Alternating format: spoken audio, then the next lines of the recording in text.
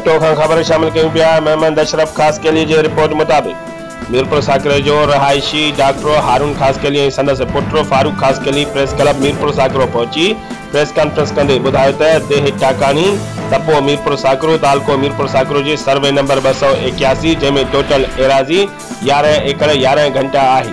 साॻे survey number में मुंहिंजी ज़ाती ज़मीन 4 एकड़ आहे। उन सर्वे नंबर मां कुझु एकड़ ज़मीन विकिरो थी रही आहे।